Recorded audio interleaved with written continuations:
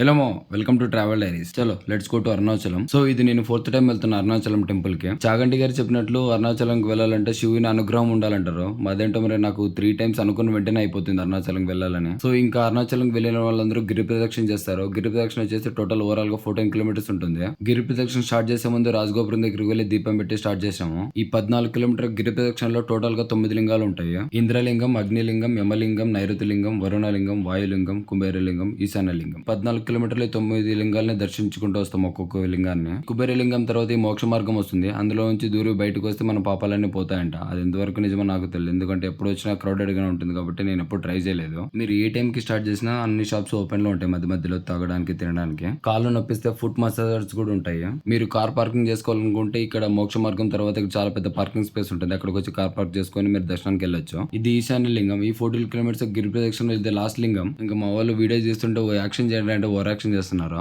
ఈ గిరి ప్రదక్షిణ మొత్తం అంతా మనం రోడ్డు పైన చేయాలి. సో వీలైనంత వరకు నైట్ కంప్లీట్ అయ్యేలా చూడండి 6 to 7 లోపు, ఎందుకంటే రోడ్ చల్లగా ఉంటుంది. అది కాక 7 తర్వాత ఫుల్ వెహికల్స్ వచ్చేస్తాయి. సో కొంచెం ఇబ్బందిగా ఉంటుంది వాక్ చేయడానికి. మేము మార్నింగ్ 3 కి స్టార్ట్ చేసాము. సో 6:30 అంతా మాది గిరి ప్రదక్షిణ కంప్లీట్ అయిపోయింది. టోటల్ 3.5 hours పట్టింది మాకు. మీరు చూస్తున్నారు ఇది రాజగోపురం. ఇదే మెయిన్ ఎంట్రన్స్ టెంపుల్ కి. ఇక్కడ ఫ్రీ అండ్ 50 రూపీస్ దర్శనాలు ఉంటాయి. క్రౌడ్ మాత్రం చాలా ఎక్కువ ఉన్నారు. సో ఇంకా మేము 7 కి స్టార్ట్ చేసినాము దర్శనం లోపలికి రావడం. టెంపుల్ చాలా బాగుంటుంది. లోపల ఒక్కొక్క గోపురం దాటుకుంటూ గర్భగుడికి వెళ్తాము దర్శనానికి. ఇక్కడ చూస్తున్నది వచ్చేసి temple blue print. Temple as it is గా ఎలా ఉందో లోపల బయట చాలా బ్యూటిఫుల్ గా డిజైన్ చేశారు. ఇది ఇంకా గర్భగుడి లోపలికి వెళ్ళడానికి ఎంట్రన్స్ శ్రీ అన్నమలయ్యార్స్ అనేది. 14 కిలోమీటర్స్ గిరి ప్రదక్షిణ చేసి ఇంతసేపు లైన్ లో నిలబడి లోపలికి ఎంటర్ అయిన తర్వాత ఏదో తెలియని ఫీలింగ్ ఉంటుంది. మనకి నొప్పులు అంటూ ఏమి ఉండవు. మొత్తానికి ఈ బోలా శంకరుని దర్శనం మాత్రం చాలా బాగా జరిగింది. సో దర్శనం చేసుకున్న తర్వాత బయటకు వస్తే పక్కనే అమ్మవారి టెంపుల్ ఉంటుంది. అది కూడా దర్శనం చేసుకోండి, చాలా బాగా ఉంటుంది. ఇంకా దర్శనం చేసుకుని ప్రసాదం తీసుకొని ఇంక ఇంటికి వెళ్ళిపోయినాం. మాకు టోటల్ గా 3 hours పట్టింది దర్శనం. మీ జీవితంలో ఒక్కసారైనా అరుణాచల శివుని దర్శనం చేసుకోండి. మీ లైఫ్ లో చాలా చేంజెస్ కనబడతాయి. ఒక్కసారి అరుణాచలం వెళ్తే చిత్రగుప్తుడు గీత గీస్తాడంట.